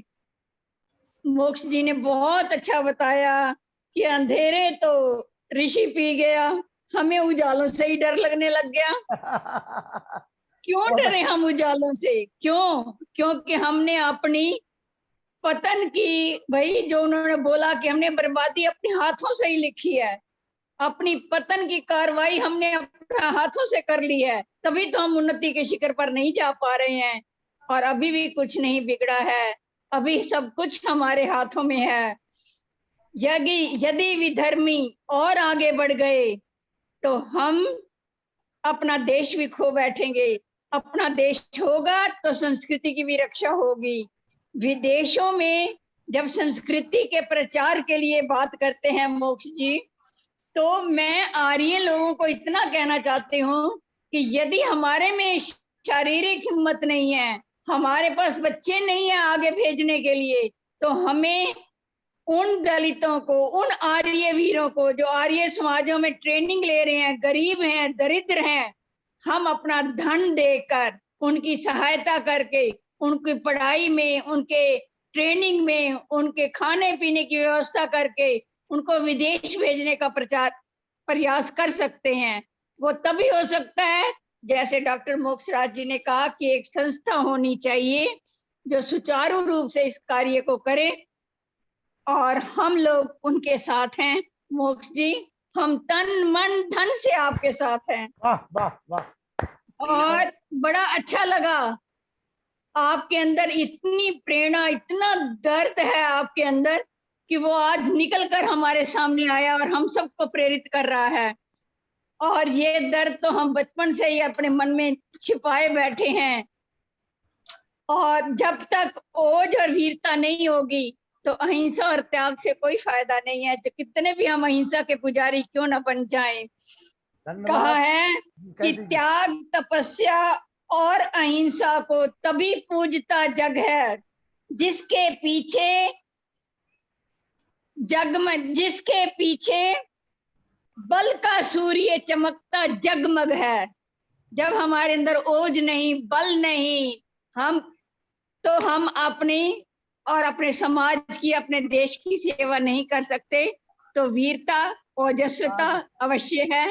धन्यवाद। दयानंद जी ब्रह्मचारी थे, अखंड ब्रह्मचारी थे, और ब्रह्मचर्य के ऊपर अगर बोला जाए तो जितना भी कल्याण हुआ है इन जितेंद्रिय लोगों के द्वारा ही हुआ है। जितने भी ग्रंथ लिखे गए हैं, दर्शन शास्त्र वगैरह, सब इन ब्रह्मचारियों के द्वारा लिखे गए हैं। तो ब्रह्मचारियों की सेवा करना हमारा फर्ज है, हमारा कर्तव्य है।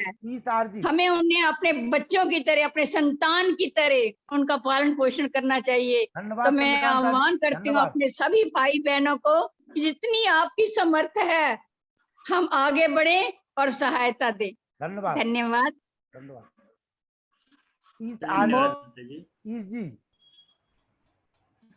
ईश जी जो हमारे राज्य प्रभारी हैं भारत स्वाभिमान पतंजलि हरियाणा के, और बहुत पुरुषार्थ का कार्य कर रहे हैं आप पूरे हरियाणा में, देखते रहते प्रतिदिन। हम चाहते हैं कि आज का जो विषय था, हालांकि आपने सुन नहीं पाया उसको, बीच बीच में थोड़ा बहुत जुड़े होंगे आप, शायद आपके कानों में कुछ पड़ा हो, लेकिन दया जी जुड़ी रही शुरू से आखिरी तक, तो आप दया जी से डिस्कस कर ले और एक लाइन में अपनी बात रखें। ईश जी।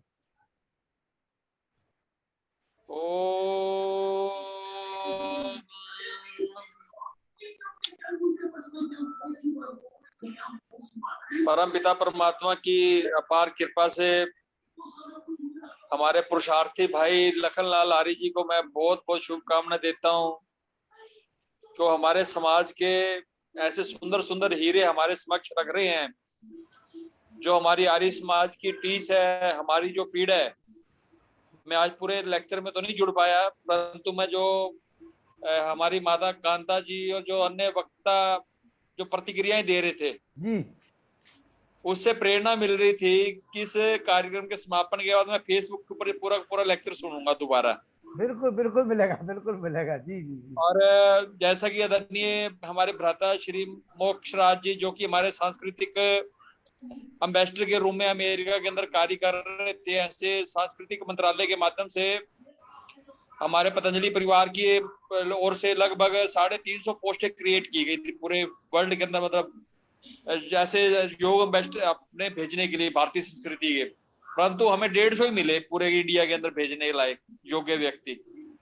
तो हमें ऐसे योग्य आर्य तैयार करने पड़ेंगे और पूरा विश्व आतुर है इस समय हमारी बात को सुनने के लिए। और हम सबका आज बड़ा सौभाग्य है कि आज का दिन बड़ा पवित्र, जो 15 तारीख है ना, 15 आज हमारे आर्य समाज महर्षि दयानंद के विचार को आगे बढ़ाने वाले, क्योंकि ऋषि इस संस्कृति को 1,96,08,53,123वां वर्ष हमारा शुरू हो चुका है और अनेक ऋषि आए और उनके विचार दब गए, वो विचार आगे नहीं बढ़ पाए, परंतु महर्षि दयानंद के विचार को शक्ति देने वाले प्रेरणा पुंज गुरुदत्त विद्यार्थी की आज जयंती भी है। बहुत बहुत कोटि नमन। महर्षि दयानंद के इस विचार को जन जन तक पहुंचाने के लिए, क्योंकि जो समय पूरा भारत एक था, अखंड भारत था, तो महात्मा हंसराज, पंडित लेखराम, जो युवा थे सारे के सारे, वो आए और इस विचार को उन्होंने एक शक्ति दी। तो उनके जो तप था, उस तप को हमने व्यर्थ नहीं जाने देना।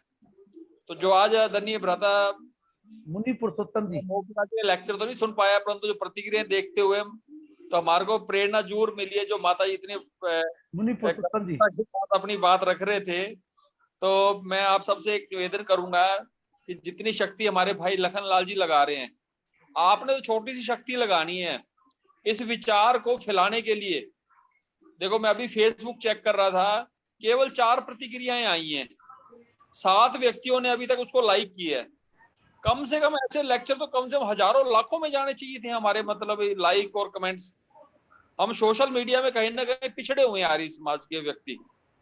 तो इसलिए आप सभी साथी फेसबुक से जुड़े हुए हो, तुरंत लेक्चर खत्म होने के पश्चात आप आदरणीय भ्राता लखन लाल आर्य जी की फेसबुक खोलें, उसके अंदर आज के लेक्चर को शेयर करें, लाइक करें और कमेंट्स करें उसके अंदर। और शेयरिंग के कई ऑप्शंस होते हैं, आप अपने परिवार के, अपने मित्रों को उस विचार को पहुंचाने के लिए आप उनको टैग कर सकते हैं। तो ये कार्य कर दोगे तो हमारे भाई लखन वो सार्थक हो जाएगा। तो मैं भाई लखन लाल जी को, उनकी पूरी टीम को बहुत बहुत शुभकामनाएं देता हूँ पतंजलि केंद्रीय आर्य परिषद हरियाणा की ओर से। बहुत बहुत आभार, धन्यवाद। आवाज नहीं आ रही। आइए मुनि जी, हेलो। हाँ मुनि जी आ गए। चलिए जी, साधुवाद सभी के लिए। और आज का हमारा फिर वक्तव्य मैं कहूँगा बड़ा ओजस्वी और विचारणीय है। हमारे सम्मानीय डॉक्टर मोक्षराज जी के द्वारा जो व्यथा संस्थागत जो कार्य करने वाली संस्थाएं हमारी आर्य समाज की, उनके प्रति और जो सुझाव दिया है वास्तव में अमल करने योग्य है। मैं उनके लिए पुनः साधुवाद करता हूं। और हमारी बहन दया आर्या जी, बहन उर्मिला जी जो बहुत अच्छा भजन हमारे बीच में बोल रही थी अभी, सुनील अरोड़ा जी उन्होंने भी हमारे बीच में भजन रखा हुआ था, भरत जी भैया, बहन चंद्रकांत कांता जी तो समझ लीजिए कि मैं देख रहा हूँ पूरे साल से ऊपर होने जा रहा है। बड़ा उनके अंदर तेज है, वाणी में वक्तृता में उनकी में तेज है बड़ा, और बड़े उससे बोलती हैं, हम लोगों का उत्साह बढ़ता है उनको सुन करके। अर्जन जी कालरा और हमारे अनिल कुमार नरवाला जी अमेरिका से, गौतम जी हम जो देख रहे थे इस उम्र में भी आपके अंदर कितनी पीड़ा है आज समाज के प्रति। इस आरजे हमारे जो प्रभारी हैं पतंजलि पीठ के, और भी तमाम लोग जो मैं जिनको प्रत्यक्ष कर पा रहा हूँ नहीं कर पा रहा हूँ, उनके लिए साधुवाद सादर नमस्ते करते हुए मैं एक जगह पढ़ रहा था महर्षि दयानंद जी का उन्होंने लिखा था, मेरी अंतःकरण से यही कामना है कि भारतवर्ष के इस छोर से उस दूसरे छोर तक आर्य समाज की स्थापना हो और देश में फैली हुई तमाम कुरीतियों का उन्मूलन हो। उन्होंने जो बात हमारे बीच में रखी थी, हमारे आज वही विषय लेकर के हमारे बीच में जो हमारे डॉक्टर सम्मानी मोक्षराज जी ने आज हम लोगों के बीच में हमारे सामने रखा हुआ है विषय इसका, और उन्होंने अपनी पीड़ा व्यक्त की हुई है। पीड़ा क्या हकीकत रखी हुई है उन्होंने हमारे सामने। तो मैं समझता हूं कि हम लोगों का दायित्व बनता है कि वास्तव में जयकारे लगाने के साथ में, आर्य समाज की जय करने के साथ में, भारत माता की, रामचंद्र जी की, या सबकी जय बोलने के साथ साथ में हम ऐसे लोगों से प्रेरणा लें और हम अपने आप को समर्पित करते हुए, अगर हम लोग दूसरे लोगों को नहीं जोड़ पा रहे हैं तो हम लोगों की कमी है कहीं ना कहीं से। मैं इस बात को मानता हूं। आज भरौनी आर्य समाज को 20 साल से भी ऊपर हो गए और हम लोग, लखनलाल जी मैं देखता हूँ, अगर काम नहीं कर रहे होते इतना तो शायद आर्य समाज का कोई अस्तित्व नहीं था यहाँ पर। चलिए, मैं बात रखता हूँ, लखनलाल जी को भी कहता हूँ कि मैं जो इस वेबिनार के माध्यम से पूरे देश को नहीं, हमारे अमेरिका से हम देख रहे थे अभी सुरेश गौतम जी को, वो जुड़ते हैं और बड़ी अच्छी बात के द्वारा अपने हमारा उत्साह बढ़ाते हैं। तो मैं देखता हूँ कि हमारे यहाँ के क्षेत्र के लिए अगर हम लोग कुछ नहीं कर पाएंगे तो कहीं ना कहीं से हम लोगों की कमियां हैं, और हम चाहेंगे कि हम, लखनलाल जी, इन कमियों को दूर करें और इस संदर्भ में इस बात को बैठ करके विचार विमर्श करें कि हमारे आसपास के क्षेत्र के लोगों को हम प्रभावित कर सकें, आर्य समाज के बारे में बता सकें। मैं केवल इतना ही कहते हुए सभी लोगों के लिए सादर नमन करता हूं। बिल्कुल मुनि जी, आपकी पीड़ा जायज है, इस पीड़ा पे काम भी चल रहा है। अभी देखिए हमारे कृष्णकांत दुबे जी जुड़े हुए थे, वो अपने क्षेत्र के हैं, नीतीश लोधी सदगता जी, आराधना सिंह जी, और आपके क्या बोलते राम अवतार जी, जयपाल जी, तमाम लोग जुड़ रहे हैं और धीरे धीरे कारभार बढ़ रहा है और भी इस पर काम किया जाएगा। आज जो आत्मचिंतन करने के लिए डॉक्टर मोक्षराज जी ने हम सभी को प्रेरित किया है, इस पर हम सभी लोग मिलकर के काम करेंगे निश्चित रूप से। मिथिलेश गौर जी आप आ जाइए, और प्रेम सचदेवा जी नहीं आ पाए। रामदेव शास्त्री जी आइए, शांति पाठ कराइए। रामदेव शास्त्री जी प्रतापगढ़, रामदेव शास्त्री जी आइए, शांति पाठ कराइए। ओम ओम आइए, शांति पाठ कराइए। ओम जी, आवाज आ रही जी? जी आवाज भी आ रही है, और आप जी आइए। आ रही है? हाँ जी, आवाज जा रही मेरी? हाँ आपकी आवाज आ रही है, आपकी आवाज आ रही जी। बोलिए, शांति पाठ कराइए। चलिए चलिए, शांति पाठ कराइए रामदेव शास्त्री जी। चलिए, उनका नेट ठीक नहीं है। और पुनः सम्मानित मोक्षराज जी का बहुत बहुत आभार, और इसी प्रकार से समय समय पर आपका मार्गदर्शन हम सभी लोगों को मिलता रहे और अपना समय हमें देते रहे 1 घंटे का। और ये वेबिनार के माध्यम से जो आज हम एक अच्छे निष्कर्ष पे हैं कि अच्छे लोगों का एक मेला, डॉक्टर वेद प्रकाश शर्मा जी जिस दिन से जुड़े हुए हैं, रोहिलखंड विश्वविद्यालय में आप असिस्टेंट प्रोफेसर हैं, नियमित रूप से आप बराबर। सुरेश गौतम जी जब से जुड़े हुए हैं, कोई भी दिन उनका गैप नहीं होता है, अमेरिका से प्रति दिन जुड़ते हैं। चंद्रकांता जी हो चाहे नरोला जी हो, सब लोगों को एक आदत सी हो गई है कि जैसे ही 7:45 बजते हैं, सब लोग अपने आप अंतरात्मा से लगता है कि चलिए चलो बुलावा आया है, आर्यों का मेला लगा हुआ है, सब लोग आते हैं। चलिए शांति पाठ आप ही कराइए, शांति पाठ आप करा रहे हैं अमेरिका से आज सर जी। अमेरिका में कहाँ से हैं सुरेश जी आप? मैं कैलिफोर्निया से। कैलिफोर्निया के पास अपना जो सियाटल वाला है, वहाँ आर्य समाज फिर से सक्रिय हो गया है, तो आप उधर आसपास देख सकते हैं और जुड़े रहिए। मेरे यहाँ 16 घंटे लगते हैं बाय रोड। चलिए, आपके कैलिफोर्निया में आर्य समाज स्थापित करा देंगे। और चलिए माता जी शांति पाठ करें। मैंने आचार्य जी मैं बता रहा हूँ कि कैलिफोर्निया लॉस है इतना बड़ा अमेरिका का सबसे बड़ा शहर है। चलिए शांति पाठ। सुरेश गौतम जी आवाज स्पष्ट नहीं आ रही है, मैं आपसे बाद में बात करूंगा। बाद में बात करते। शांति पाठ शांति पाठ। आर्य जी को धन्यवाद देना, भीलवाड़ा वालों को, कि उनकी प्रेरणा से आपको इस कार्यक्रम में जुड़ पाया। हाँ बिल्कुल बिल्कुल, विजय जी का हमें आभारी हूँ, सही कह रहे आप। विजय शर्मा जी भीलवाड़ा, बहुत बहुत आभार उनका। आर्य जी शांति पाठ करा।